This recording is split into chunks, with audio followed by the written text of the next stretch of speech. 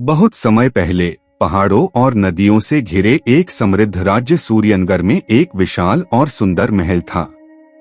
इसी महल में राजा विक्रमसेन की दो बेटियां रहती थीं। बड़ी राजकुमारी का नाम था आर्या। उसकी आंखों में करुणा थी और बातों में मिठास। वह महल के हर व्यक्ति को नाम से बुलाती थी, चाहे वह सेवक हो या सिपाही। छोटी राजकुमारी थी वेदिका। वह अत्यंत सुंदर थी, पर उसका हृदय अभिमान से भरा था। उसे लगता था कि राजकुमारी होना ही सबसे बड़ा गुण है। दोनों को एक ही गुरु शिक्षा देते थे, राजधर्म, शास्त्र, अस्त्र और नीति।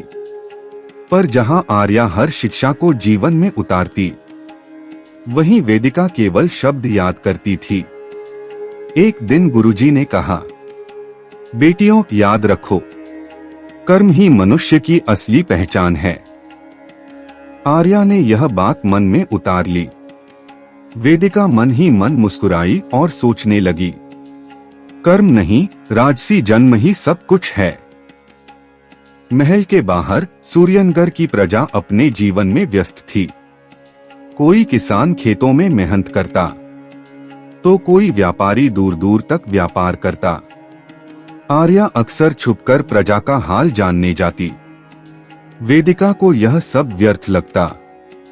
उसी रात महल की छत से दोनों राजकुमारियां चांद देख रही थीं। हवा में अजीब सी शांति थी, जैसे आने वाले समय की कोई कहानी फुसफुसा रही हो। यह बस शुरुआत थी। कर्म का खेल अभी बाकी था। पहला परीक्षा का दिन। सूर्यनगर में एक सुबह कुछ अलग थी। आसमान में बादल तो थे, पर बारिश नहीं हो रही थी। किसानों के चेहरे पर चिंता साफ दिख रही थी। राजा विक्रमसेन ने सभा बुलाई।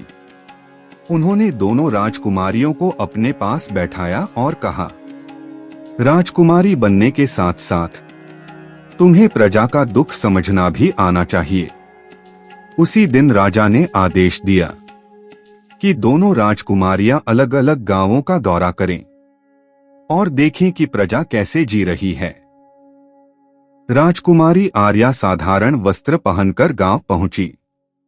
उसने देखा, सूखे कुएं, मुरझाए खेत और थकी हुई आंखें। एक बूढ़ी स्त्री ने कांपती आवाज में कहा, बेटी, अनाज बहुत कम बचा है। आर्या का हृदय भर आया। उसने अपने साथ लाया भोजन बच्चों में बांट दिया और बोली, मैं फिर आऊंगी, मदद जरूर मिलेगी। वहीं दूसरी ओर राजकुमारी वेदिका रथ में बैठकर गांव से गुजरी। उसने झरोखे से झांका और नाक सिकोड़ ली। यह धूल मिट्टी मेरे लिए नहीं, उसने अपने दास से कहा। वह बिना रुके वापस महल लौट आई। शाम को राजा ने दोनों से पूछा, तुमने क्या देखा? आर्या ने प्रजा का दुख बताया। वेदिका ने कहा, सब ठीक है, लोग बस आलसी हैं। राजा कुछ नहीं बोले, पर उनकी आंखें बहुत कुछ कह गईं। रात को महल में दीप जल रहे थे, पर भविष्य की छाया धीरे धीरे गहराने लगी थी। कर्म का रास्ता चुन लिया गया था, अब उसका फल समय दिखाएगा। सूखे की मार। समय बीतता गया। सूर्यनगर का सूखा अब और भी भयावह हो गया। नदियां पतली धार बन गईं और खेतों की हरियाली धूल में बदलने लगी। राजमहल में अनाज के भंडार भरे थे, पर बाहर प्रजा भूखी थी। राजकुमारी आर्या यह सब देख नहीं पाई।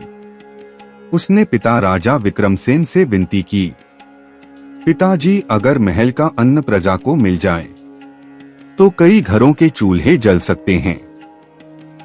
राजा कुछ पल मौन रहे, फिर बोले, असली रानी वही होती है जो पहले प्रजा के बारे में सोचे। आदेश दिया गया, महल के भंडार खोल दिए जाएं। आर्या स्वयं अनाज बंटवाने लगी। वह धूप में खड़ी रही, भूखे बच्चों के हाथ में भोजन रखती रही। लोगों की आंखों से आंसू बहने लगे। देवी हो तुम। दूसरी ओर राजकुमारी वेदिका को यह सब पसंद नहीं आया। उसने क्रोध में कहा, महल का धन यूं ही लुटाया जा रहा है। उसने अपने कक्ष के द्वार बंद कर लिए और शीशे में अपने आभूषण देखने लगी। उसी रात तेज आंधी चली। महल की खिड़कियां कांप उठीं। गुरुजी ने कहा, जब कर्म टकराते हैं तो प्रकृति भी गवाह बनती है। आर्या ने प्रार्थना की। वेदिका ने डर को भी अहंकार में छुपा लिया। अंधेरी रात में भाग्य की दिशा बदल रही थी। कर्म का बीज बोया जा चुका था, अब अंकुर फूटने वाला था। भाग्य की पहली चोट।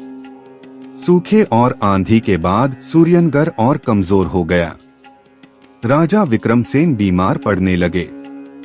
महल के वैद्य दिन रात उपचार में लगे थे। राज्य को अब किसी ऐसे हाथ की जरूरत थी जो प्रजा का दुख समझ सके। राजकुमारी आर्या ने पिता की सेवा में रात दिन एक कर दिया। वह दवाइयां देती, प्रार्थना करती और साथ साथ राज्य के काम भी संभालती। वहीं राजकुमारी वेदिका महल के ऊपरी कक्ष में रहने लगी। उसे डर था, अगर जिम्मेदारी आई तो उसे त्याग करना पड़ेगा। एक दिन राजा ने दोनों बेटियों को बुलाया। कमजोर आवाज में बोले, सिंहासन वही संभाले जो अपने कर्मों से योग्य साबित हो। ये शब्द सुनकर आर्या की आंखों में आंसू थे, पर मन में साहस। वेदिका के चेहरे पर बेचैनी थी, पर अहंकार अब भी कम नहीं हुआ। उसी शाम प्रजा ने महल के बाहर दीप जलाए। वे आर्या के नाम की प्रार्थना कर रहे थे। यह देखकर वेदिका के हृदय में पहली बार चुभन हुई। क्या सच में कर्म राजसी जन्म से बड़े होते हैं? रात गहरी हुई। महल के गलियारों में भविष्य की आहट गूंजने लगी। यह सिर्फ शुरुआत थी, असली फैसला अभी बाकी था।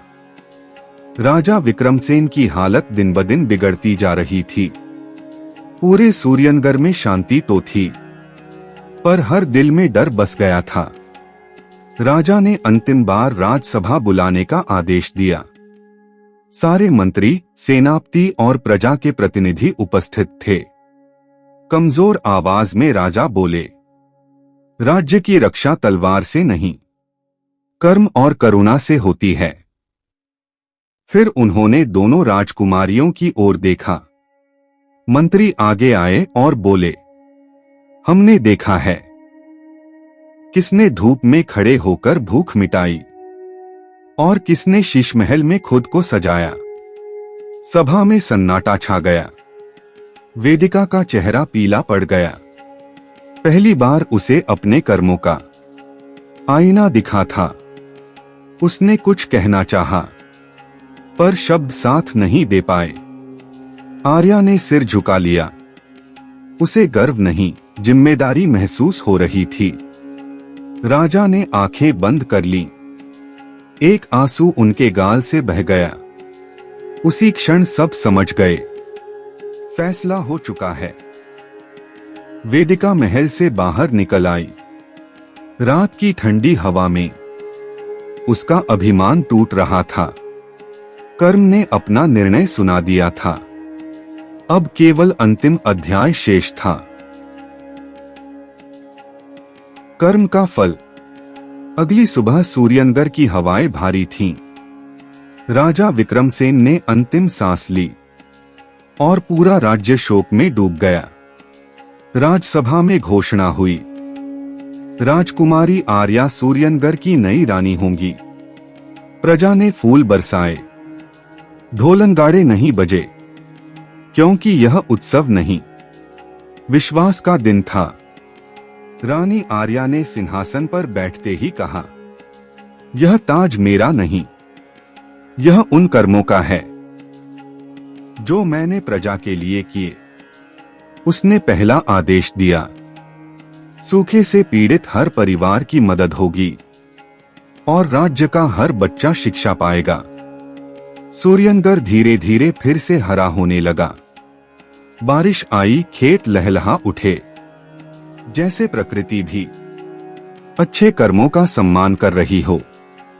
और राजकुमारी वेदिका, वह महल छोड़कर एक साधारण जीवन जीने लगी। गरीबों के बीच रहकर उसे समझ आया, जिस कर्म को वह छोटा समझती थी वही सबसे बड़ा था। कई वर्षों बाद वह बदली हुई आंखों से सूर्यनगर लौटी और रानी आर्या के चरणों में बोली, मुझे क्षमा कर दो। आज समझ आई कि कर्म ही असली राजपाट है।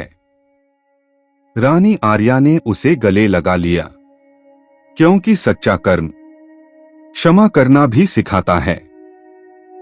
सीख, अच्छे कर्म हमें ऊंचा उठाते हैं और गलत कर्म हमें सीख देते हैं। अगर आपको यह कहानी पसंद आई हो तो कृपया चैनल को सब्सक्राइब करें, वीडियो को लाइक और शेयर जरूर करें।